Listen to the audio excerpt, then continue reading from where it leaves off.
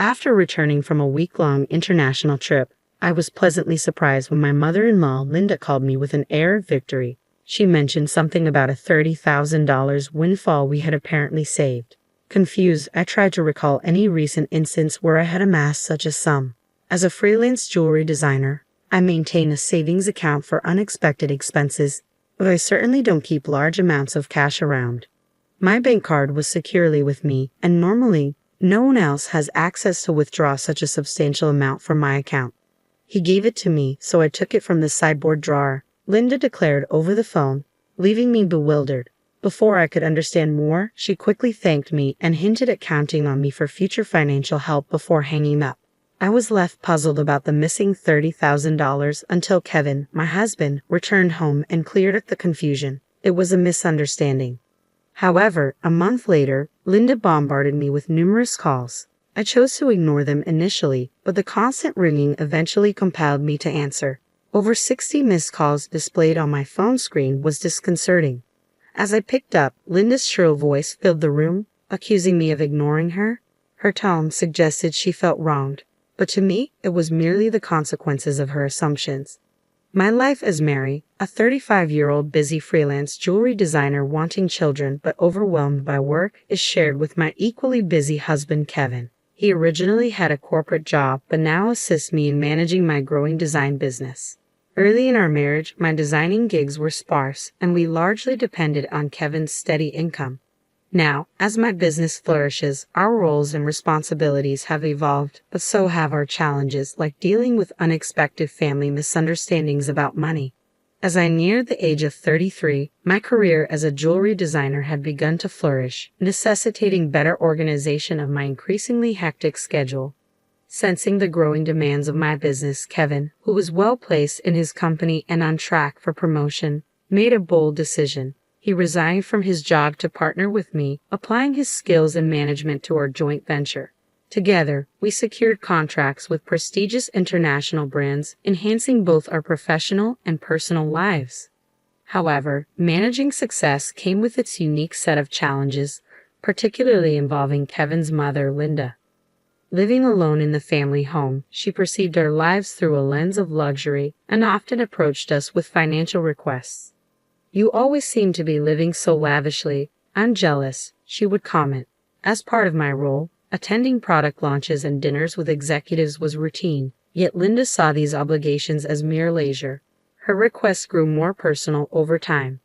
"I'm going to throw a party for my friends soon. Can you give me some money for it?" she asked on one occasion. Although it might appear that we could easily afford such expenses, maintaining our business image was costly and filled with obligations that we couldn't ignore. We weren't living in luxury. These were necessary aspects of our work. Despite my repeated refusals, Kevin, being her son, would occasionally acquiesce to demands, reasoning that a little financial help was a small price for peace. "If giving her a little money keeps her quiet, then it's worth it," he argued, finding it simpler to appease her than to have her work disrupted. Yet Linda's demands only escalated. Recently, she expressed a desire for a new dress for an upcoming gathering. Just the other day, Linda came over and pestered Kevin. "Wouldn't a two-piece suit work? We've been asked to buy clothes before," she said. There might be cheaper options, but what Linda wants is certainly not cheap.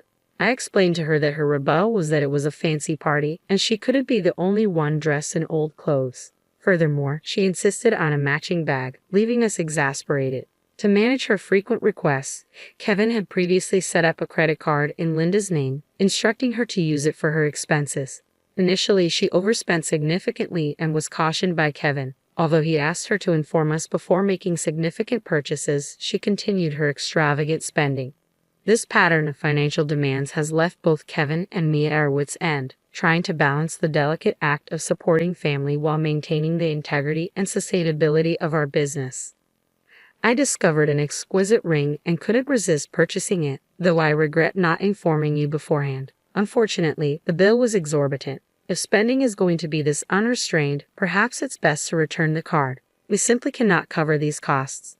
The credit card was in Linda's name, but Kevin was the one managing and paying the bills. Linda seemed to misunderstand the purpose of the credit card, treating it as if it were an unlimited resource.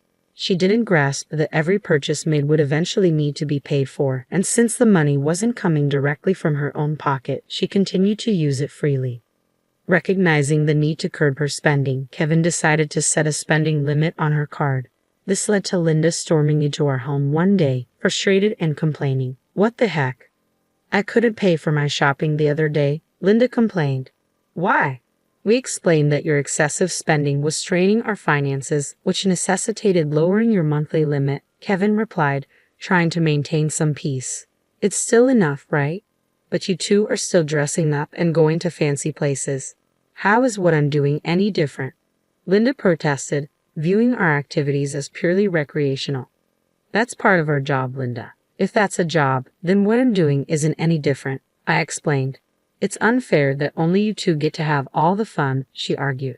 While it's true that our work involves attending product launches and parties in luxurious venues, these are professional obligations, not leisure activities, despite her misconceptions. Setting a spending limit on Linda's credit card seemed to have calmed the situation somewhat. Occasionally, Linda would visit and air her grievances to Kevin, but overall, life proceeded without major disruptions. As the end of the year approached, an exciting opportunity presented itself. A foreign brand manufacturer approached me with a proposal to expand our business dealings by relocating our base overseas. The prospect thrilled me, as it could potentially elevate me to the ranks of top-tier designers. Kevin, ever supportive as my manager, was all for taking the leap. "It's a chance we have to take," he affirmed. However, the prospect of moving abroad brought a new concern. Linda. Given her past behavior, it was a legitimate worry that she might insist on joining us overseas. The idea of living internationally was appealing, yet the thought of dealing with Linda's demands in a new country was daunting. When we shared our plans to move overseas for work with Linda that weekend, she responded exactly as we predicted. "I want to come too," she declared, assuming our move would be an endless vacation. "We're going there for work. It won't be as leisurely as you think," Kevin tried to clarify. "You're trying to trick me. You plan to live even more lavishly there without me watching," she accused. "We're not moving there permanently. We'll come back after our work is done," I assured her. I explained, trying to ease her concerns. "Yes," she retorted, "you're saying that, but you're planning to leave me behind, aren't you?" Exhausted by this repetitive argument, both Kevin and I were weary.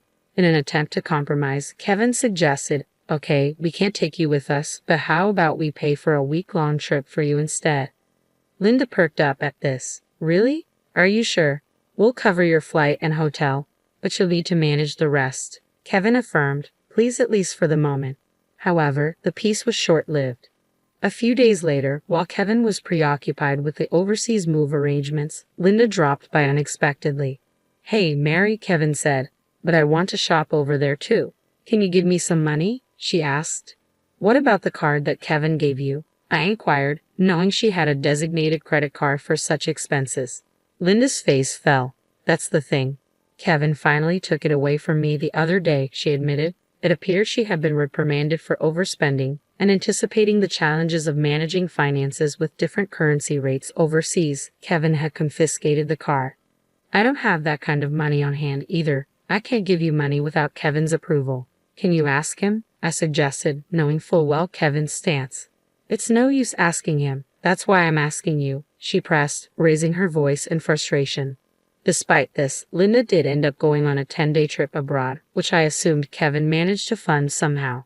Upon her return, she called me, brimming with excitement. "I'm back, and it was so fun." She excitedly shared tales of her sightseeing and dining adventures. "Though I hadn't asked, and I overbought souvenirs. I could have fit them in my suitcase if I had them shipped here. Can't wait for them to arrive," she exclaimed. "That's nice," I replied, trying to keep my tone neutral despite feeling a bit overwhelmed. "Thanks to the money you saved up, I had a blast," she exclaimed. "Saved up money? What are you talking about?" I responded, puzzled and a bit alarmed, having no recollection of setting aside money for her splurge. "I found it in your house's sideboard drawer," Linda said, claiming she took $30,000. I was stunned. Why would such a large amount of cash be stashed away at home, especially not in a drawer where anyone could find it? Confused, I confronted her.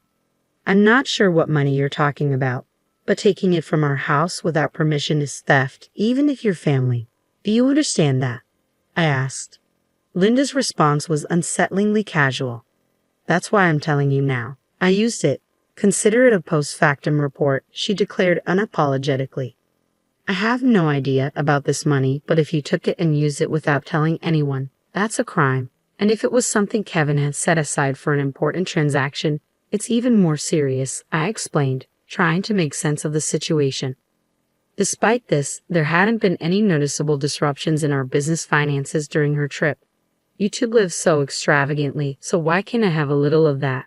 Think of it as doing a favor for your parent. It's not a big deal, right? She rationalized, showing a sense of entitlement that was hard to comprehend.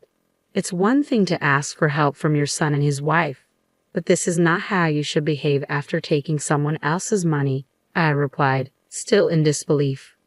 I'm glad you enjoyed your trip. I'll have to discuss this with Kevin when he returns, I continued. Kevin will understand. After all, I'm his only mother, and $30,000 isn't much to him, she assumed. All right, I'll pass the message along, I said, astounded by her lack of awareness. Later that evening, when Kevin came home, he looked troubled. Mary, do you know about the money? I left it in the drawer, he asked urgently. 15 days ago, I withdrew it from my bank account, and now it's gone.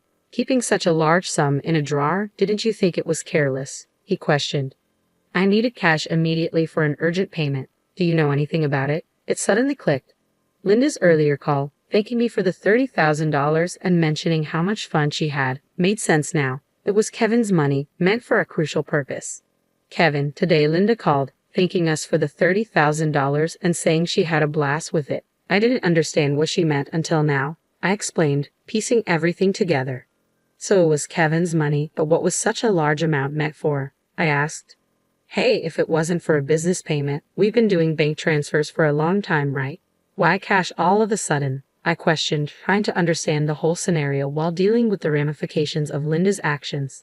I was aware it was Kevin's money that had disappeared, but the full context was still unclear to me. Linda, it turned out, had taken the money without informing us, and I needed to understand why. I asked Kevin, puzzled by the situation. Kevin began to unravel the backstory. After he had reduced the credit limit on Linda's card, she started secretly borrowing money from various sources, including consumer finance cards and credit cards she had opened without our knowledge.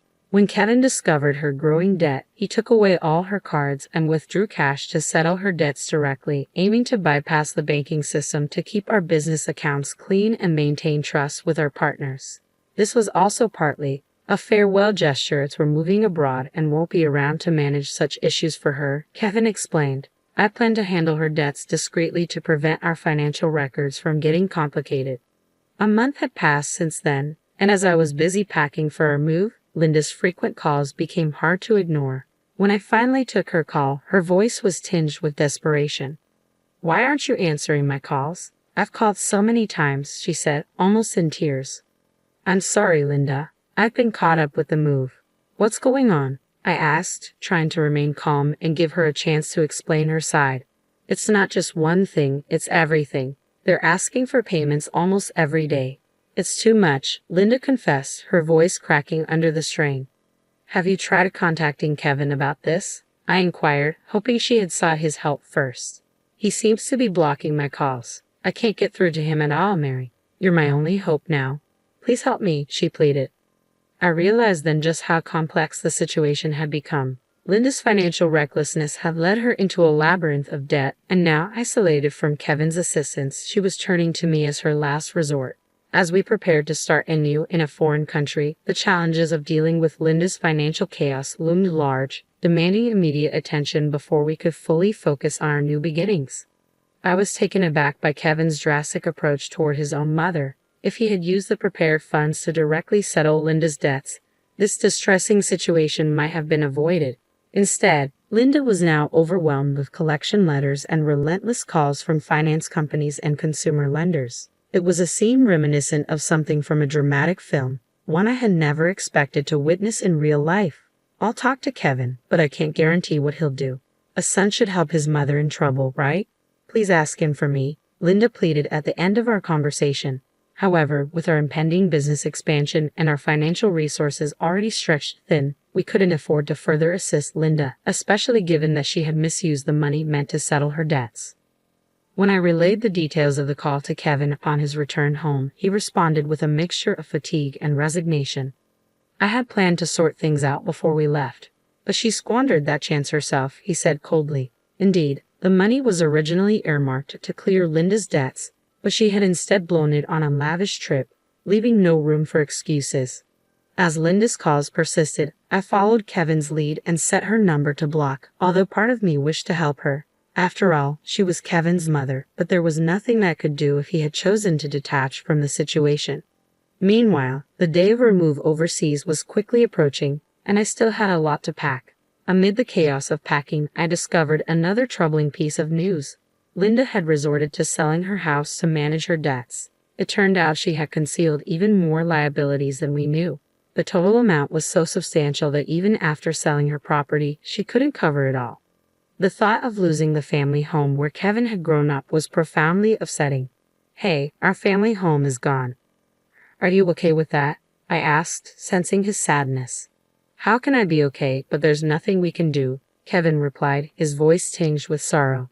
Losing the house where he grew up must have felt like a great loss, akin to how I felt when I lost my parents' house early in life. In the midst of these complex feelings and the heavy task of packing, we had to come to terms with the fact that some situations were beyond our control and focus on our future. As we prepared to start anew in a different country, the bittersweet reality of losing a family home struck me deeply. I observed the situation unfolding with Kevin. Unlike my past experiences, Kevin had not only lost the tangible structure where his earliest memories were formed, but also his emotional sanctuary. All this while his mother, Linda, is still alive. It's an indescribable feeling, the mixture of loss and displacement, especially under such painful circumstances. I thought, the impact is profound and complex, far more than mere bricks and mortar. It's about losing a part of one's history and the comfort of a place to return to that no longer exists. Linda, now residing in a modest apartment, faces the daily grind of managing her debts. She works part-time, a challenging reality given her age. Employment opportunities for the elderly are not just limited, they're often physically demanding and less rewarding. This stark new reality for her is a drastic shift from her previous life, believed to be filled with unchecked spending and financial freedom. Though sympathy naturally arises seeing her struggle, it's tempered by the knowledge that her situation is the direct result of her own financial imprudence. Life teaches us that actions have consequences, and Linda's case reaffirms the harsh truth that financial responsibility is crucial at any age. Back in our new environment, the business is thriving beyond our initial expectations. The move overseas has catapulted our brand into the international spotlight, bringing in a flurry of inquiries and offers from various corners of the globe. Every new email and call brings potential for expansion and collaboration, which is incredibly exciting but also immensely demanding. The success is exhilarating, however, it envelopes our entire lives, leaving little room for anything else. Days blend into nights as we navigate time zones and cultural nuances, striving to make the most of this golden opportunity. Despite the professional achievements, our personal lives bear the weight of our relentless schedules. The dream of expanding our family seems more like a distant vision, something we hope to circle back to when the waves of immediate demand subside. Kevin, who juggles multiple roles from logistics to client management, feels this strain acutely. As partners in both life and business, we find ourselves pondering the future and our priorities, wondering how we can align our professional goals with our personal desires. As I look out of our apartment window, taking in the view of the far landscape, the neon lights blur into the night, mirroring the blur of our daily lives. It's a view filled with promise and anonymity. A stark contrast to the familiar streets we once knew. This city, vibrant and relentless, is now our home, yet it starkly contrasts with the quiet, steady life we left behind. The complexity of our new life is exciting but also daunting, filled with endless tasks and decisions that challenge us at every turn. Navigating this new chapter, I often find myself reflecting on Linda's situation and the broader implications of our familial and financial decisions. It's a continuous learning curve, understanding how deeply intertwined our choices are with the fabric of our lives. Each decision, each sacrifice, and each success shapes not just our immediate circumstances but also the legacy we leave behind. As we build this new phase of our life, we remain mindful of the delicate balance between achieving success and maintaining the relationships that define who we are beyond our business achievements.